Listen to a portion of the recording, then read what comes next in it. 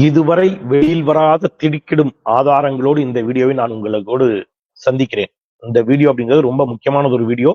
பல திடுக்கிடும் ஆதாரங்களை தமிழ்நாடு பேராபத்தில் இருக்கிறது. அந்த ஆதாரங்களை தருகிறேன். இந்த வீடியோ அண்ணாமலை மற்றும் தமிழிசை சவுந்தரராஜனின் முகத்திரையை நிச்சயம் கிளிக்கும் அப்படிங்கிற நம்பிக்கையோட நான் அந்த வீடியோக்குள்ள போறேன். ஏன்னா அவ்வளவு இதயத்தை உறைய வைக்கும் ஆதாரங்கள்.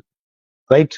இதுவரைக்கும் வெளியில் வராத ஆதாரங்கள். ரைட். வெளியில்னா பொது வெளியில் பெரிய அளவில் பகிரப்படாத ஆதாரங்கள். அந்த ஆதாரங்களோடு நான் இந்த வீடியோவிற்குள் செல்கின்றேன். நான் உங்களிடம் கேட்பது, தயவு செய்து முக்கியமானது ஒரு வீடியோவை முழுமையா பாருங்க. ஏன்னா தொண்டை தெரியுதா, பேசவே முடியல, நெஞ்செல்லாம் சளி வலி. ஆனாலும் இதை பேசுறேன்னா அவ்வளவு பேராபத்தில் தமிழ்நாடு இருக்கிறது என்பதற்காக இந்த தரவுகளை திரட்டி உங்கள் முன் நிற்கின்றேன். தொண்டை வலிக்க பேசுறது ஒரே ஒரு காரணத்துக்காக தான், தமிழ்நாடு பேராபத்தில் இருக்கிறது.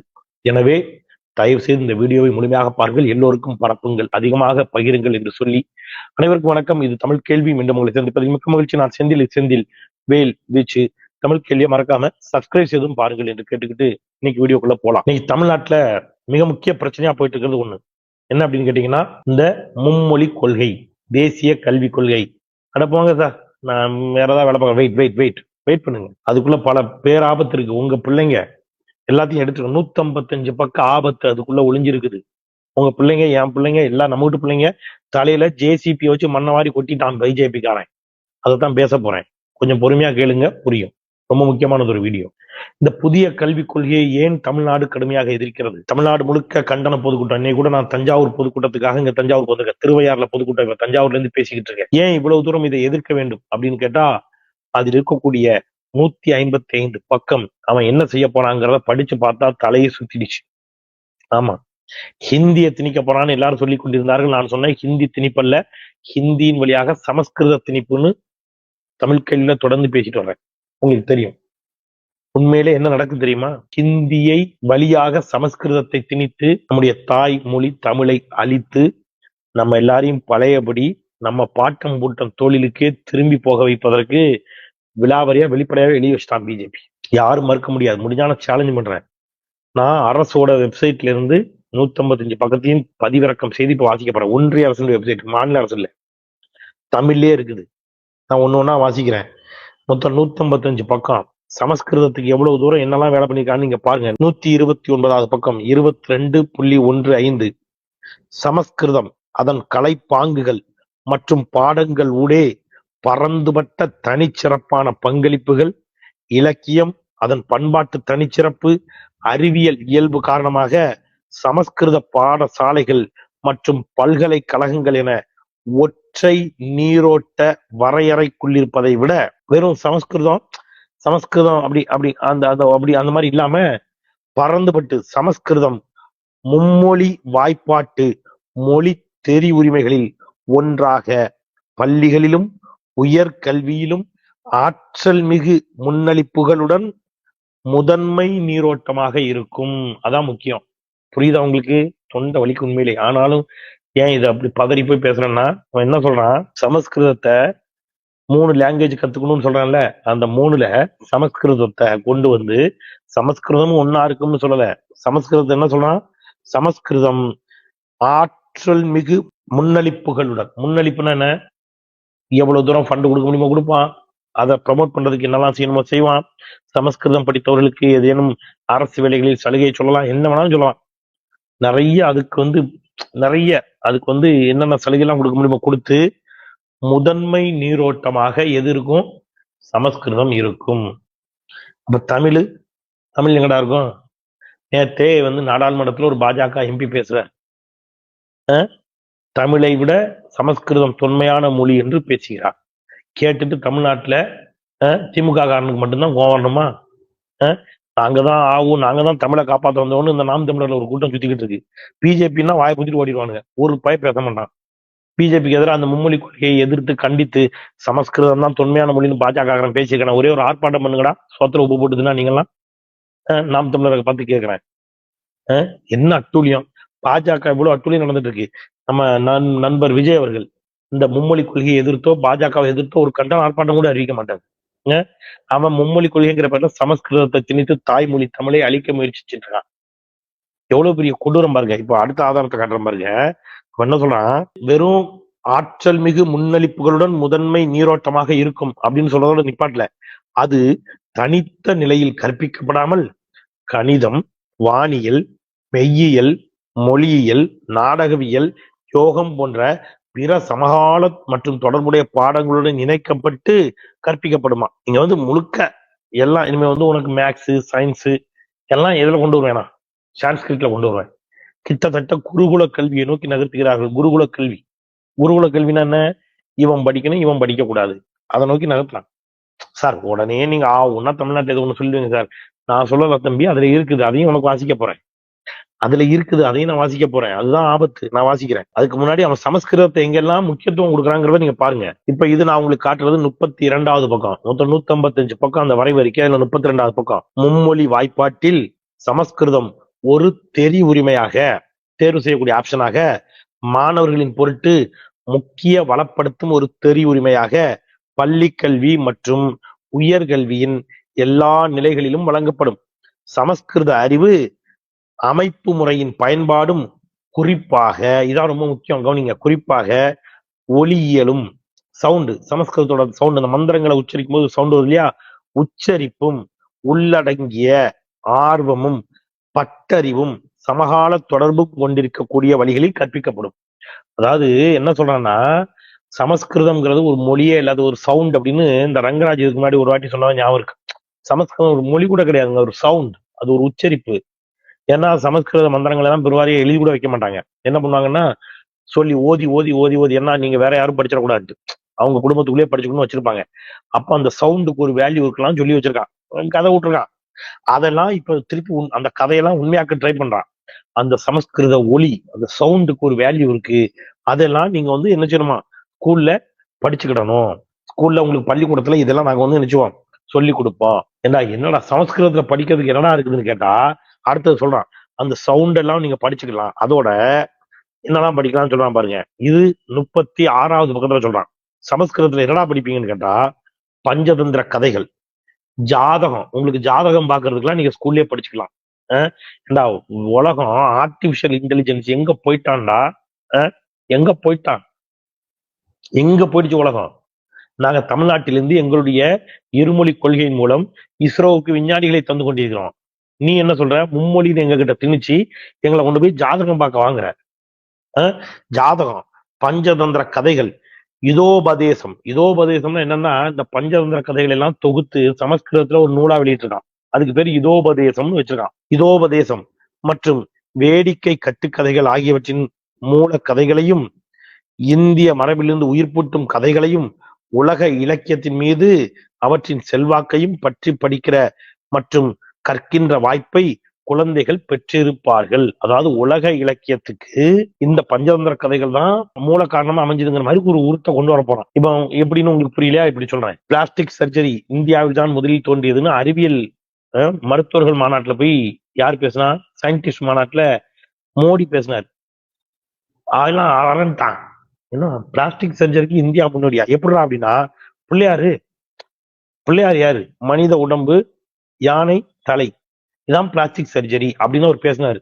அப்போ உலகத்துக்கே பிளாஸ்டிக் சர்ஜரிக்கு முன்னோடி நாம தான் கதை விடுறான்ல. இந்த புஷ்பக விமானம், புஷ்பக விமானம்னா விமானத்துக்கு, பிளைட்டுக்கு அடிப்படை கற்பனை தானே. அதெல்லாம் அந்த கற்பனை கதையெல்லாம் கொண்டு வந்து இப்ப நம்ம வீட்டு பிள்ளைங்கிட்ட படிக்க வச்சு, நீ வந்து பஞ்சதந்திர கதை படி, நீ வந்து எதை படி, ஜாதகம் படி. அதுல எல்லாம் என்ன சொல்லியிருக்கு, பஞ்சதந்திர கதைகள் மற்ற கதைகள்லாம் என்ன சொல்லியிருக்கு, சத்திரியன், பிராமணன், சூத்திரன், வைசியன், இவன் படிக்கணும் இவன் படிக்கப்படாது, இதெல்லாம் நம்ம பிள்ளைக்கு சொல்லி கொடுப்பான். சொல்லி கொடுத்து இதை நாங்க படிக்கணுமாடா. இப்போ உடனே நீங்க சார் அதுல இல்லாதெல்லாம் நீங்களா கற்பனை பண்ணாதீங்க சார். அதுல குலத்தொழிலை பத்தி எங்கேயாவது சொல்லியிருக்கா அப்படின்னு கேட்டா, ஆமா சொல்லியிருக்கு. இந்தா இப்ப பாருங்க அடுத்தது. இப்ப என்ன சொல்றான், இதெல்லாம் படிச்சிடணும். இப்ப நீங்க, நான், நம்ம வீட்டு பிள்ளைகள், உங்க வீட்டு பிள்ளைகள், நம்ம வீட்டு பிள்ளைலாம் என்ன செய்யணுமான்னா, 34வது பக்கத்துல போட்டிருக்கான், மாணவர் ஒவ்வொருவரும், சரி யாரோ ஒருத்தர் 2 பேர்ல, மாணவர் ஒவ்வொருவரும் 6 முதல் 8ஆம் வகுப்புகளின் போது 6, 7, 8 இந்த 3 வருஷத்துல ஒரு வேடிக்கை பாடப்பிரிவை மேற்கொள்வார்கள். ரைட். அது என்னன்னா வேடிக்கை பாடப்பிரிவு, அது தச்சு வேலை, மின் வேலை, உலோக வேலை, தோட்ட வேலை, மட்பாண்டம் செய்தல் முதலிய போன்ற வேலைகள். புரியுதா உங்களுக்கு?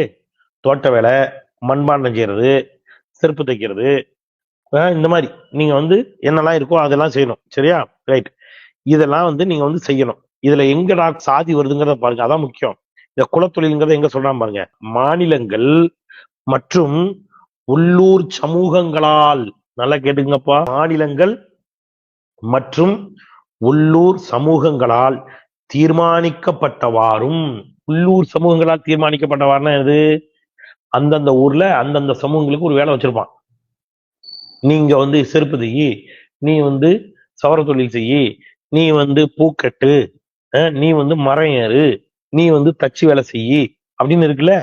அந்த அடிப்படையில் மாநிலங்கள் மற்றும் உள்ளூர் சமூகங்களால் தீர்மானிக்கப்பட்டவாறும் உள்ளூர் செயற்திறன் தேவைக்கு ஏற்றவாறு திட்டமிடப்பட்டவாறும். உள்ளூர் செயல்திறன், உள்ளூர்ல என்ன இருக்கு? இப்ப சில ஊர்ல பாத்தீங்கன்னா மரம் ஏற தொழில் ஜாஸ்தியா இருக்கும். சில ஊர்ல ஒரு ஒரு தெரு முழுக்க பாத்தீங்கன்னா பூ கட்டுவாங்க. இப்ப சில ஊர்ல மண்பானை செய்யறதே ஃபேமஸா இருக்கும். அந்தந்த தேவை அதை பொறுத்து அதுக்கேற்ற மாதிரி தீர்மானிக்கப்பட்டு இந்த 6 முதல் 8ஆம் வகுப்புகளுக்கான நடைமுறையில இவங்களுக்கு இதெல்லாம் கற்றுக் கொடுக்கப்படும். எதுக்கு? அந்த புள்ள என்ன நினைக்கும்? எங்க தாத்தா மரம் ஏறினாரு, அல்லது எங்க தாத்தா மண்பாண்டம் செஞ்சாரு, எங்க அப்பாவும் மண்பாண்டம் செஞ்சாரு, நான் படிச்சு கலெக்டர் ஆகணும்னு ஆசைப்படுறேன், அல்லது டாக்டர் ஆகணும்னு ஆசைப்படுறேன், அல்லது ஒரு பொறியாளர் ஆகணும்னு ஆசைப்படுறேன், எங்க அப்பா மண்பாண்டம் செய்தார், நான் பல பாலங்கள் கட்டணும்னு ஆசைப்படுறேன், எங்க அப்பா தச்சு வேலை பார்த்தார், நான் வந்து அமெரிக்கால ஒரு பெரிய ஐடி இன்ஜினியர் ஆகணும்னு ஆசைப்படுறேன் அப்படின்னு அந்த குழந்தை ஆசைப்படும். அதெல்லாம் கிடையாது. நீ உன் குடும்ப தொழில உனக்கு 6ஆம் கிளாஸ்ல இருந்து 8ஆம் கிளாஸ் வரைக்கும் சொல்லி தரப்போறேன், நீ போய் அதை படி. இதுதான் இந்த தேசிய கல்வி கொள்கையில் இருக்கக்கூடிய சாரம்.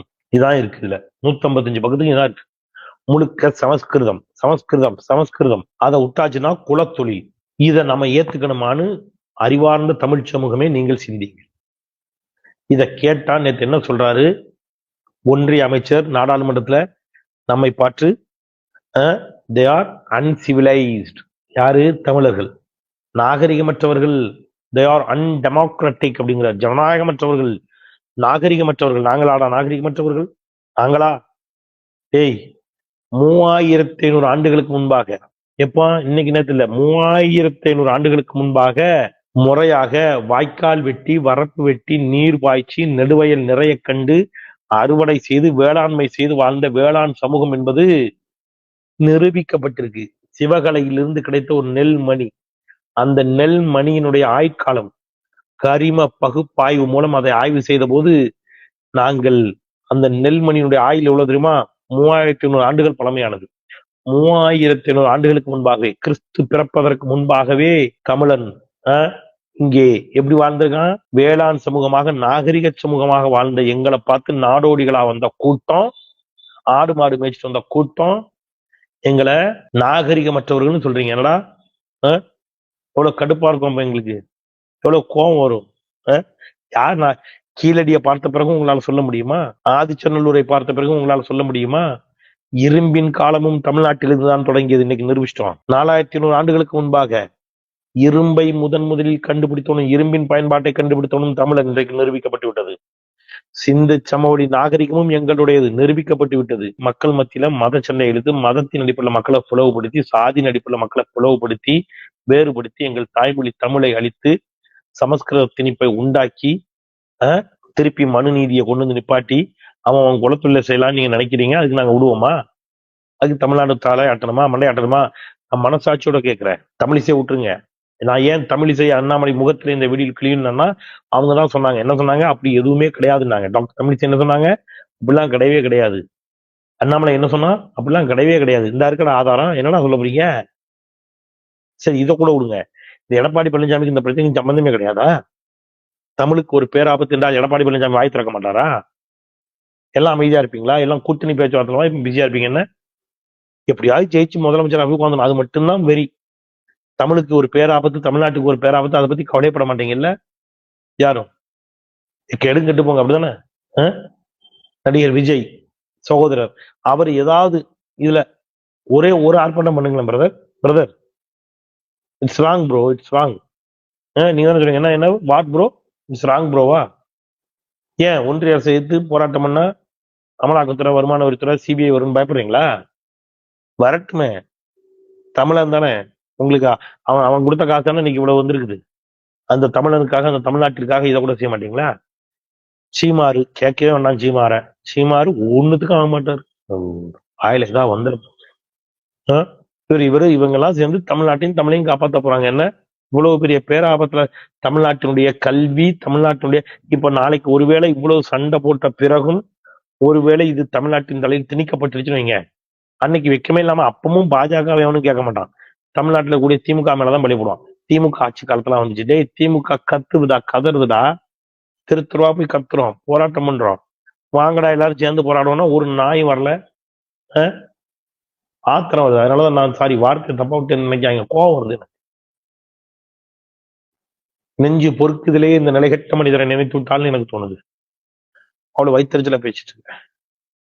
2000 ஆண்டுகளுக்கு முன்பாக தங்கத்தை உருக்கி அதை காசாக்கி அந்த காசுல எழுத்துக்களை பொறித்து பயன்படுத்தியவன்டா தமிழ.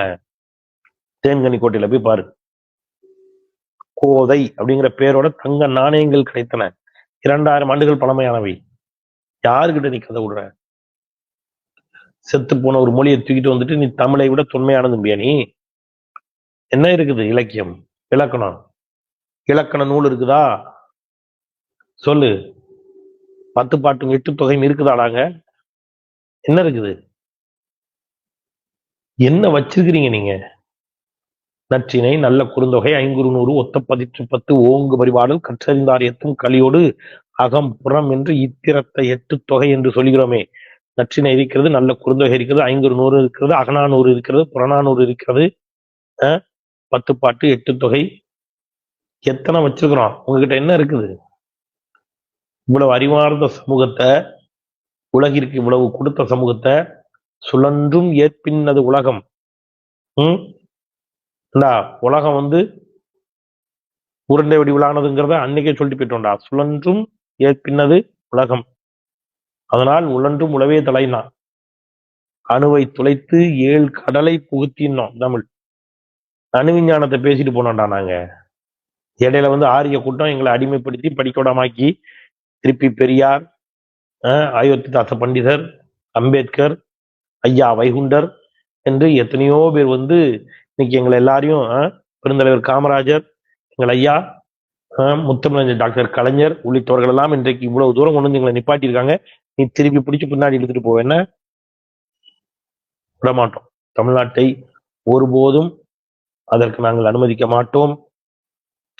இன்றைக்கு வரலாற்றில் மிக முக்கியமானது ஒரு நாள், மார்ச் 11ஆம் தேதி. நான் அதை மட்டும் சொல்லி நிறைவு செய்றேன். என்ன நாள் தெரியுமா? இன்னைக்கு ஹிந்தி எதிர்ப்புக்காக முதல் பலி தமிழ்நாட்டில் ஐயா தாளமுத்து குடந்தை மண்ணிலிருந்து சென்னைக்கு கிளம்பி ஹிந்தியை எதிர்த்து போராடி அதனால் சிறைவாசம் கண்டு மாண்டு போன அந்த தியாகி மாவீரன் தாளமுத்து அவருடைய நினைவு தினம் என்று.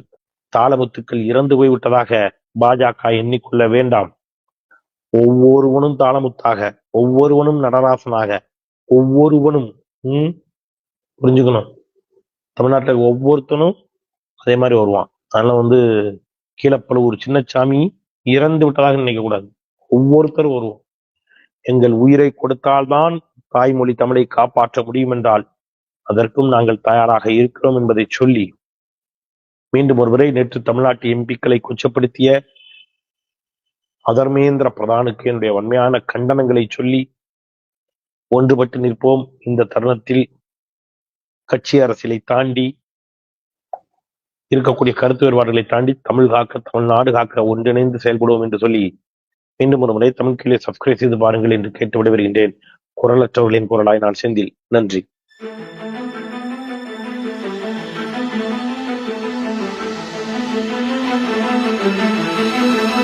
Thank you.